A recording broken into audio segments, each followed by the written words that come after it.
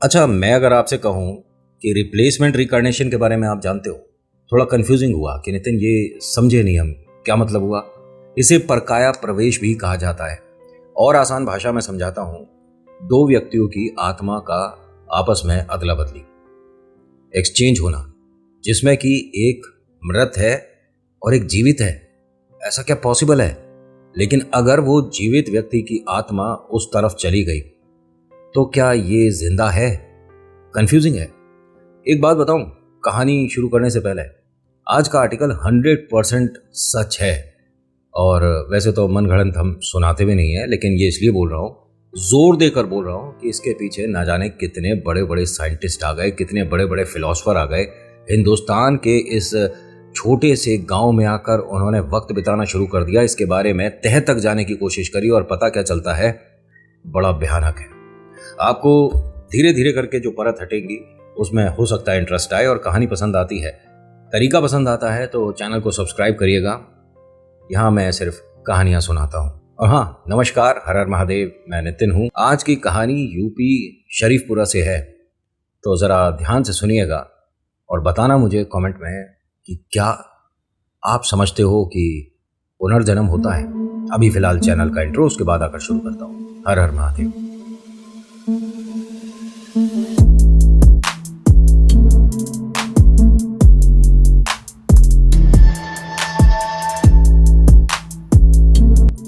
कहानी शुरू करने से पहले आपको मैं अपनी तरफ से एक बात बोलना चाहूँगा कि भाई मैं तो 100% ये मानता हूँ, ये जो पुनर्जन्म है इसके पीछे न जाने कितनी किताबें आई हैं। उनमें से 5-6 किताबें तो हमने भी पढ़ी हैं, लेकिन जो साइंटिस्ट और जो ऑथर यहाँ पर आए थे जिन्होंने इस विषय में बहुत अच्छी नॉलेज इकट्ठी करी है, उन्होंने पहले तो मना कर दिया था कि जितना आप बता रहे हो इतना नहीं होता, ऐसा नहीं हो सकता। हमारी जो रिसर्च है, हमारी जो थ्योरी है, वो यहाँ पर आकर ख़त्म हो जाती है। आप उसके आगे की बातें कैसे कर सकते हो, वो भी हिंदुस्तान में? मतलब ऐसा कैसे हो गया? जब उन्हें पता चला ना कि ऐसा हो नहीं गया, अभी भी हो रहा है, तब आए थे ये देखने। और इनके ऐसे ऐसे सवाल सॉल्व होते चले गए जिनकी इन्हें उम्मीद भी नहीं थी। सुमित्रा नाम की एक महिला, रहने वाली यूपी के एक छोटे से गांव की, नाम शरीफपुरा। यहाँ कभी कोई भूत प्रेत वाली बात नहीं हुई थी, लेकिन सुमित्रा एकमात्र ऐसी औरत थी जिसने हर घर में चर्चा का विषय बना दिया, भूत प्रेत होते हैं। इसके साथ जो हो रहा है ये प्रेत आत्माओं वाली बात है। इसे ना जाने कितने मौलवी के पास लेकर गए, कितने तांत्रिक के पास, ओझा के पास, पंडितों के पास, ना जाने कौन कौन से मंदिर, कौन कौन सी जगह, जहां पर भी इन्हें पता चलता है कि भूत प्रेत से उतारे मिलते हैं, भाई वहां पहुंच जाते हैं। इनके जो पतिदेव हैं वो हमेशा काम के सिलसिले में घर से दूर रहा करते थे, घर पर बहुत कम रह पाते थे। ये घर पर बड़ी परेशान रहती थी। कम उम्र में इनकी शादी हो गई थी। जब ये 13 साल की थी तभी इनकी शादी हो गई थी। और हो जाता होगा उस गांव में इस तरह का, जो कि गलत भी है, लेकिन ये काफ़ी निराश और परेशान थी, जीने का कोई सहारा नहीं था। लेकिन ऊपर वाले ने ऐसी इन पर कृपा करी। ये भगवान में बहुत मानती थी और संतोषी माँ का व्रत रखती थी। संतोषी माँ जो इन्हें कहती हैं सपनों में आकर ये करती थी और इनके पति को ये बात बताती। बहुत ज़्यादा विश्वास और बहुत ज़्यादा भरोसा था कि मैया सब कुछ ठीक कर देंगी। मैया ने इनकी झोली भरी। 1984 दिसंबर में इनके एक बेटा हुआ। अब तो पूरा दिन उसके साथ खेलना, घूमना, बातें करना, ये मानिए कि उसकी ज़िंदगी में जिस चीज़ की कमी थी, भगवान ने, ईश्वर ने, मैया रानी ने वो पूरी कर दी। अब किसी तरह की कोई प्रॉब्लम नहीं, सब कुछ बहुत बढ़िया हो रहा था। जीवन में खुशियां हर तरफ से आ रही थी। हस्बैंड भी खुश थे कि अब इसका मन लग रहा है। पहले उसके अकेलेपन में उसका कोई साथ ही नहीं था। एक बात बताओ, सुमित्रा बिल्कुल भी पढ़ी लिखी नहीं है, ठीक है, मतलब गांव में नहीं मिला मौका, पढ़ाई बिल्कुल नहीं कर पाई। तो जिसने कभी कलम पकड़ी नहीं, जिसने कभी पेन पकड़ा नहीं, इज इट पॉसिबल कि वो हिंदी या अंग्रेजी में कोई लेटर लिख दे? बात बड़ी अजीब लग रही है ना, लेकिन जरा ध्यान से सुनिएगा। जीवन में कब क्या हो किसको क्या पता, इनका देहांत हो गया। सुमित्रा अपने बेटे पति को इस भरे संसार में छोड़कर चली गई। शमशान घाट में थी। सब लोग आसपास बड़े दुखी थे, उदास थे। एक पेड़ के सहारे लगकर इनके पतिदेव फूट फूट कर रो रहे थे। बहुत प्यार बहुत मोहब्बत करते थे इनसे। इनका बेटा घर पर था। यहाँ तमाम गांव के लोग थे। शरीफपुरा का हर वो इंसान यहाँ पर था जो इनके परिवार से जुड़ा था, व्यापार से जुड़ा था। बड़ी अजीब सी बात हुई। सुमित्रा जो कि गुजर गई थी, अभी उसको बस दाग देने ही आ रहे थे। उनके पतिदेव उन्हें ईश्वर के पास आखिरी अलविदा कर रहे थे। वो उठकर बैठ गई। जैसे ही उठकर बैठी, यहाँ आधे से ज़्यादा लोग तो भागना शुरू करते हैं। भूत प्रेत ना जाने क्या क्या नाम। बड़ी अजीब बात है कि भाई अभी कुछ सेकंड बाद उसका संस्कार होने वाला था। ये चिता पर उठकर बैठ गई और जैसे ये बैठी, इनके पतिदेव ये मानिए कि इतने खुश हुए कि ईश्वर ने हमारी सुन ली। वो भाग कर जाते हैं और उसको गले लगाते हैं। जैसे ही उसको गले लगाया, इनकी पत्नी सुमित्रा ने उन्हें धक्का दे दिया।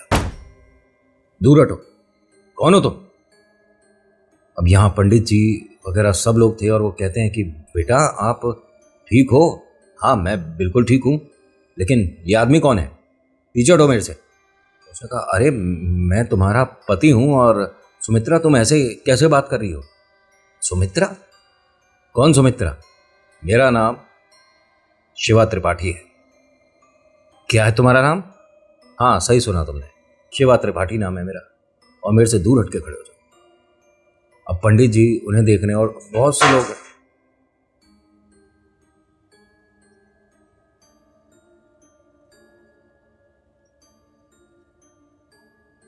लोग हैं जो कि उसे जानते हैं, सुमित्रा को। अब सभी ये आकर बोले थे कि तुम्हारा नाम सुमित्रा नहीं, शिवा त्रिपाठी है, और तुम ऐसे मतलब उठपटांग बात क्यों कर रही हो? तुम ठीक हो? उसने कहा हाँ मैं बिल्कुल ठीक हूँ, और मुझे रिंकू टिंकू के पास जाना है। किन के पास जाना है? हाँ मेरे बेटे रिंकू और टिंकू के पास जाना है। अब इनके पतिदेव ने कहा कि आप गलत नाम ले रहे हो और तुम अपने बारे में भी गलत क्यों बोल रही हो? तुम्हारा नाम सुमित्रा ही है और मैं तुम्हारा पति हूँ। उन्होंने कहा मेरे से बेकार की बातें मत करो, दूर हट के खड़े हो जाओ।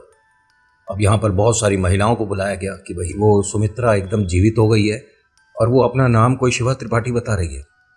यहाँ महिलाओं ने तो 1 मिनट नहीं लगाया ये बात कहने में कि उस पर कोई प्रेत का साया आ गया। उसकी आत्मा को बंदी बना लिया किसी ने। बहुत सारे आदमी, बहुत सारे तांत्रिक, ओझा ना जाने कहाँ कहाँ से आने लग गए कि भाई ऐसा हो गया। शमशान घाट में वो चिता पर लेटी हुई थी और उठकर बैठ गई और अपना नाम कुछ और बता रही है। अब तो चलो देखो, और हर कोई अपनी नई नई बातें बता रहा है। वो जो कह रही है उसकी बात कुछ भी मतलब कनेक्शन बन ही नहीं रहा है। वो क्या बोल रही है हमें समझ ही नहीं आ रहा है। और वो अपने आप को कह रही है कि मैं यूपी के शरीफपुरा से हूँ ही नहीं, मैं अच्छी खासी अपने टीचर पिता की बिटिया हूँ, अच्छी खासी पढ़ी लिखी हूँ। ये बेकार की बातें मत करो मेरे साथ। अब किसी को जब कुछ समझ नहीं आए तो भैया कुछ देर का पॉज लेना ठीक रहेगा। कुछ देर के लिए शांत हो जाते हैं। सुमित्रा तुम ठीक हो ना? और बस तुम इस पर से हटकर नीचे आराम से बैठ जाओ। वो चिता पर से हटकर ज़मीन पर बैठती है। बहुत सारी औरतें आ गई और हर कोई उसे लाड़ प्यार कर रही है कि बिटिया तू ठीक है। और वो हर किसी से बोलती है कि मैं ठीक हूँ, लेकिन आप सब हो कौन? और बार बार मुझे सुमित्रा क्यों कह रहे हो? मेरा नाम मैंने बता दिया कि शिवा त्रिपाठी है, तो मेरे को आप मेरे नाम से बुलाओ। ये मैं कोई सुमित्रा वगैरह नहीं हूँ। इनके जो पति हैं जगदीश, उनसे पूछा गया कि क्या तुम किसी शिवा त्रिपाठी को जानते हो? उसने मना कर दिया, नहीं मैं नहीं जानता। और ये पता नहीं क्यों इस तरह से बात कर रही है। उसका टोन भी बदल गया था, जिस तरह से वो बात करती है और इसके जो शब्द हैं सब कुछ बदल चुके थे एकदम प्रॉपर। अगर कोई सुने पर्दे के पीछे तो ये कोई अलग ही पर्सनैलिटी है भाई। हाँ आवाज़ तो वही है, लेकिन किरदार बदल गया। होता क्या है कि यहाँ गांव वालों ने इनके पति जगदीश से कहा कि आप एक काम करो, बहुरानी को लेकर घर जाओ, हालत इसकी ख़राब है और ठीक हो जाएगी। अभी जो ये सब बोल रही है इसके दिमाग पे कोई गहरी चोट आई है, उसी का असर है और सब कुछ ठीक हो जाएगा। उसने भी यही सोचा कि बार बार सुमित्रा अपने आप को शिवा त्रिपाठी जो बोल रही है ये क्यों बोल रही है। इनको ये घर लेकर आता है। अब घर पर जो बहुत सारी और महिलाएं हैं उनमें से किसी को बोलता है कि ताई चाची आप घर पर रुको, मैं बाहर रहता हूँ और ये न जाने अपना नाम ऐसा क्यों बता रही है, ये बार बार मना कर रही है कि मैं सुमित्रा नहीं हूँ और अपने बच्चों के नाम भी गलत बता रही है। कहती है कि मैं रिंकू और टिंकू की मम्मी हूँ और अपने पिता का नाम कुछ राम सिया त्रिपाठी बता रही है। ये क्या क्या बोले जा रही है, कुछ नहीं समझ आ रहा। होता क्या है कि उन सभी महिलाओं ने कहा कि हम इसके साथ तो रुकेंगे, लेकिन ये कोई भूत प्रेत का चक्कर भी हो सकता है। अगर कुछ भी इसमें इस तरह का परिवर्तन होता है तो कहीं किसी मंदिर पर किसी जगह लेकर जाना पड़ेगा। उन्होंने कहा ठीक है। अब एक दिन जैसे तैसे करके बीत गया। वो न जाने क्या क्या बातें बता रही है। मेरा घर यहाँ पर है, मेरे घर में इतने कमरे हैं, मेरा कमरा ये वाला है, उसके पास में एक अलमारी है, उसके पास में एक मेरी पीले कलर की साड़ी है, मुझे बेहद पसंद है, आप सब कौन हो, मैं तुम्हें नहीं जानती। कुछ भी नहीं समझ आ रहा है, कैसी कैसी बातें कर रही है और बीच बीच में ये जो शब्द इस्तेमाल कर रही है, इनके गांव में लोग बोलते ही नहीं। मैंने कहा ना कि इसकी जो बोली है, आवाज़ इसकी है, बाकी सब कुछ चेंज हो चुका था। जगदीश को ये बात धीरे धीरे सता रही थी। इनके गांव के सभी लोगों ने कहा कि तुझे अभी काम पर, नौकरी पर नहीं जाना चाहिए, कुछ दिन तुझे इसके साथ यहाँ रुकना है, क्योंकि ये बिटिया ठीक नहीं है अभी। इनका जो बेटा है वो सामने आया तो उसे भी पहचानने से मना कर दिया। सोचिए, कोई माँ अपने बेटे को पहचानने से थोड़ी ना मना कर देगी। कितनी भी तू नौटंकी कर रही थी, लेकिन अब क्या हुआ, उसने मतलब सब लोग खड़े हैं, उसमें अपने बच्चे को देखती है, फिर इधर उधर देखती है। इनके पति जगदीश ने कहा कि अपने बेटे को भी नहीं पहचानती क्या तुम? बच्चा माँ के पास आया तो उसने लाड़ प्यार करा और पीछे कर दिया कि नहीं, ये मेरा बेटा नहीं है, मेरे बेटे इससे बड़े हैं, ये कौन है? अब वो माँ कहे और वो पहचाने ना। बात और ज़्यादा डरावनी होती जा रही थी। गांव के हर घर में एक ही नाम था, सुमित्रा। सुमित्रा पर किसी शिवा त्रिपाठी करके लड़की है, उसका प्रेत आ गया है। वो अपना नाम वही बता रही है। बड़ी समस्या है। उतारे के लिए बहुत सारे लोग आए, ना जाने कहाँ कहाँ से। कभी कोई आगरा से आ रहा है, कोई बुलंदशहर से आ रहा है, कोई गाजियाबाद से आ रहा है। हर तरफ के लोगों ने आकर कोशिश करी, लेकिन प्रेत हो तो उतारा हो ना। यहाँ प्रेत तो कोई दिख ही नहीं रहा है। वो हर किसी को अपना नाम, अपने गांव का नाम, अपने पिता का नाम, पति का नाम, बच्चों का नाम सब बता रही है, लेकिन उनमें से कोई भी ये नहीं है जो लोग यहाँ पर हैं, जिनकी वास्तव में ये बिटिया है, पति है और इसका बच्चा। किसी से इसका कोई मतलब नहीं, लेकिन पता नहीं क्या क्या नाम बता रही है। ये बात धीरे धीरे इस गांव से बाहर गई। उसकी तबीयत बिगड़ने लग गई। उसे रोज कुछ ऐसे मिर्गी के दौरे पड़ते थे जिसमें इसकी आंखें घूम जाया करती थी। अब ऐसे में उसके हाथ अकड़ना, तबीयत बिगड़ना, बुखार होना। अब तो 100% कन्फर्म है कि भूत प्रेत की ही बात है, क्योंकि जो डॉक्टर्स हैं वो भी इस बात का पता नहीं लगा पा रहे थे कि ये एकदम दूसरी पर्सनैलिटी कैसे बन जाती है। कुछ जांच जो यहाँ पर हो पाई वो करी गई थी, किसी में कुछ भी नहीं आया, कुछ समझ ही नहीं आया। लेकिन हाँ, गांव के जो वैद्य हैं, बड़े बुजुर्ग हैं, उन्होंने बता दिया था कि ये मिर्गी का दौरा है। क्योंकि मिर्गी का अगर कभी इस तरह का फिट्स वगैरह पड़ता है तो आप जानते हैं, सबसे आसान जल्दी जो आप कर सकते हो वो हर किसी को पता है, यहाँ मुझे बताने की ज़रूरत नहीं। और अवेलेबिलिटी भी थोड़ी सी वही हो पाती है, एकदम से दवाई वगैरह कोई असर नहीं कर पाती। ठीक है। इनके पति जब भी काम पर जाते थे, इनकी पत्नी, जिसने कभी लिखा पढ़ा नहीं, वो एक इन्हें एनवलप देती थी, हाथ से बनाया हुआ एक एनवलप देती थी कि आप इसे पोस्ट कर सकते हो। मैं आपको जानती नहीं, लेकिन आप मेरी देखभाल कर रहे हो, ये आंटी जी मेरी देखभाल कर रही हैं, गांव के सब लोग इतने अच्छे तरीके से व्यवहार कर रहे हैं, तो मेरा इतना छोटा सा काम कर सकते हो? उन्होंने कहा हाँ कर सकता हूँ, लेकिन ये क्या चीज़ है? उन्होंने कहा बस आप इसे पोस्ट कर देना। पोस्ट कर दूँ? तुम ये शब्द कहाँ सीखी? उसने कहा मैंने बस चलते फिरते लोगों से सुना है। तो पोस्ट तो लोग कोई ख़त वगैरह करते हैं, इसमें क्या तुम्हें आता है लिखना? नहीं नहीं, आप इसे। अब उनके पति को लिखना पढ़ना आता ही नहीं था, वो जाकर पोस्ट कर देते थे। सिलसिला चलता रहा। 13 दिन तक ये जिंदा रही। 13 दिन ये जो मर के जिंदा हुई हैं तब तक जिंदा थी। और उनका जिंदा होने का सिर्फ एक ही मात्र कारण रहा कि वो उससे बदला लेना चाहती हैं। जो उनकी ननद ने उनके साथ किया, दुनिया के सामने लाना चाहती हैं, क्योंकि वो बचकर निकल गई। उसकी सास और उसकी ननद ने रेलवे क्रॉसिंग पर उसको ज़मीन पर गिराकर उसके सिर में पत्थर मारा था, जिससे वो मरी थी। यहाँ इन्होंने अपने पतिदेव को एक तरह से कन्विंस कर दिया था कि देखिए बस मैं तो ये लिख रही हूँ और लिखना पढ़ना तो खैर कहाँ ही आता है, बस आप ये पोस्ट कर दीजिएगा। ऐसे करते करते काफ़ी दिन बीत गए। ये खत कहाँ भेज रही हैं, कौन से पते पे भेज रही हैं, इनके पति को कुछ नहीं पता। अगर पढ़ना जानते हो तो वो खत पर ऊपर क्या पता लिखा है कम से कम वो तो पढ़ ही लेंगे। कुछ नहीं पढ़ पा रहे थे और बस जाकर पोस्ट कर देते थे। समझ नहीं आ रहा था।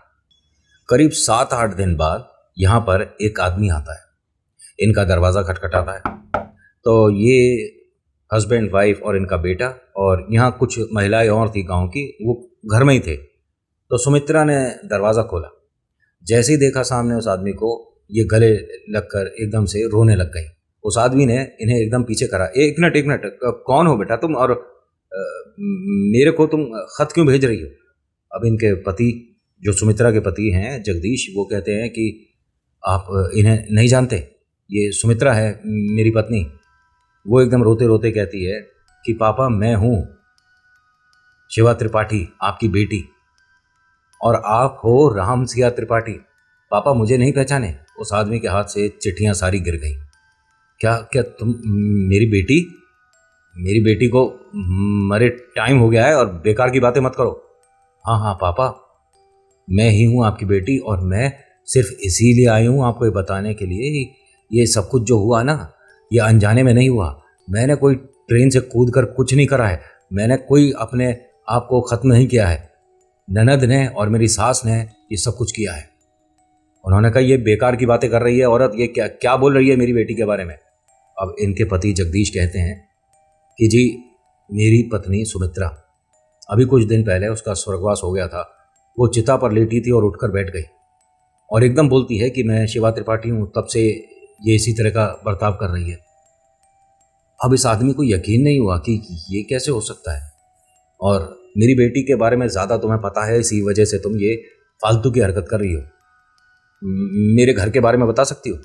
हाँ पापा, हमारा घर गली नंबर ये, आपके छोटे भाई का नाम ये है, ताऊ जी का नाम ये है, उनकी वाइफ का नाम ये है, उनका ये व्यापार है। भाई साहब ऐसी ऐसी चीज़ें बतानी शुरू कर दी जो कि किसी उसी इंसान को पता होगी जो उस घर का हो। अब उस आदमी की आंखों में एकदम आंसू आ गए कि बिटिया याद आ गई, लेकिन मुझे अब भी यकीन नहीं हो रहा। मैंने आपसे खत में फ़ोटो लाने को कहा था, क्या आप एल्बम लाए हो? हाँ मैं एल्बम लाया हूँ। अब गांव में एकदम ये बात इतनी तेज़, मतलब जैसे कि जंगल की आग होती है, इस तरह से फैल गई कि उस पर जो प्रेत है वो अपने बारे में बता रहा है। सब लोग पहुंच गए, ना जाने कितनी भीड़ लग गई। और ये कोई एक आध इंसान के सामने नहीं हो रहा, कम से कम 500-1000 लोग खड़े हैं, उनके सामने हो रही हैं ये सारी चीज़ें। तो अब कौन मना करेगा कि ऐसा कुछ नहीं होता? कितने और तो और यहाँ मीडिया के बड़े बड़े कैमरे पहुंच गए थे भाई साहब, बहुत चैनल ने कवर करा और इंडिया के बाहर भी गई। फिर वो जो मैंने बताया ना, बड़े ऑथर और बड़े रिसर्च करने वाले जो साइंटिस्ट वगैरह जितने भी थे ना इस चीज़ में कि रिकॉग्निशन वगैरह जो होता है, उसके लिए हर कोई आया यहाँ पर।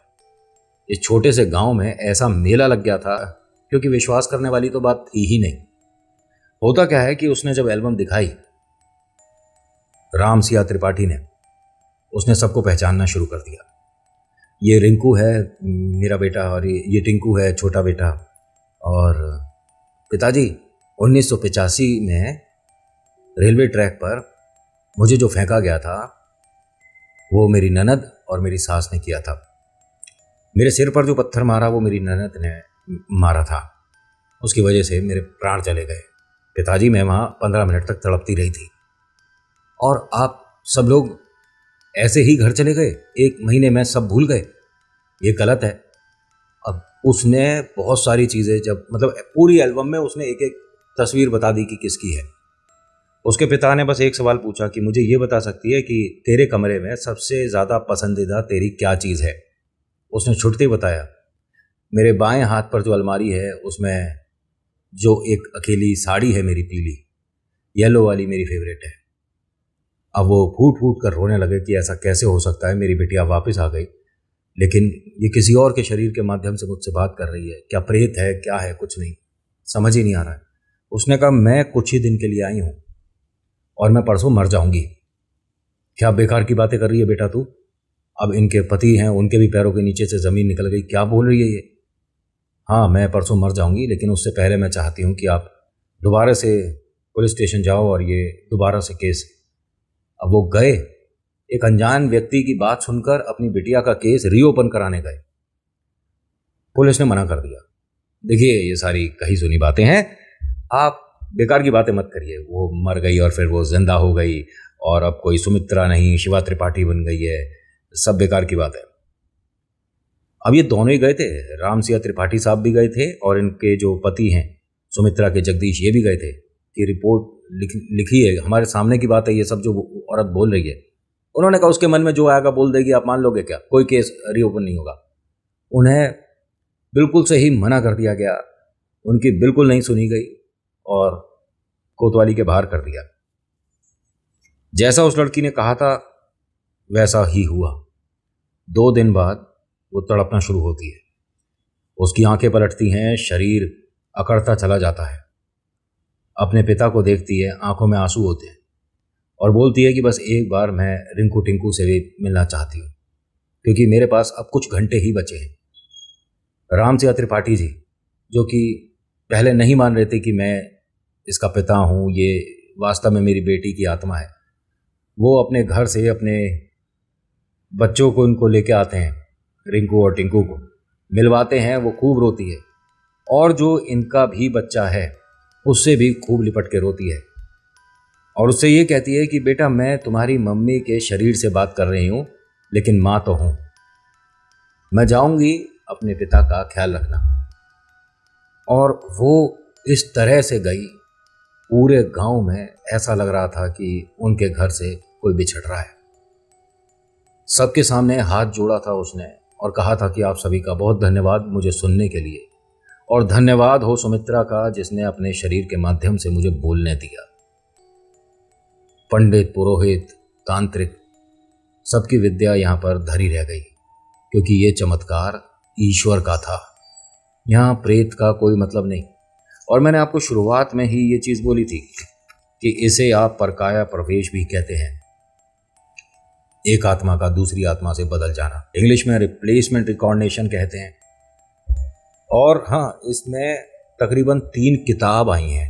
अब सोचिए कि ये कितना बड़ा एक केस था जिस पर 3 किताबें आई थी, जिस पे जो ऑथर थे उन्होंने ये चीज़ काफ़ी सबूतों से प्रूव किया था कि यस, इट इज़ पॉसिबल कि एक स्पिरिट का दूसरी स्पिरिट से एक्सचेंज हो जाना।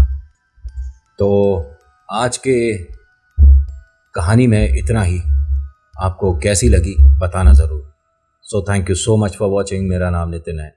मुलाकात करूँगा एक नेक्स्ट वीडियो में। हर हर महादेव, जय भोलेनाथ, धन्यवाद।